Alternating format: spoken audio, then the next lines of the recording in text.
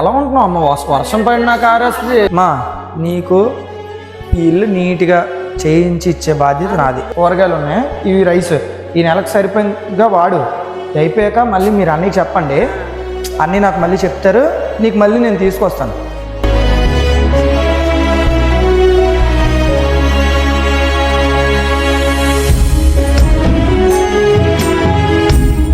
కొడుకులు ఎవరు లేరా? మీరేం బాధపడకండి, ఈ రోజు మేము ఉన్నాం కదా కొడుకులాగే. ఇవి కొట్టేసి కొంచెం గోడ కొంచెం చిన్న లెవెల్ చేసి రేక్ వేయించేద్దాం. ఐరన్ వద్దు, ఐరన్ అయితే కొంచెం ఏడు ఎక్కువైపోద్ది, నార్మల్ రేక్ వేయించేద్దాం. మనుషులకి నేరుగా సాయం చేస్తానంటే భగవంతుడు ఏదో రూపంలో ఇలాంటి వాళ్ళు పంపిస్తేనే.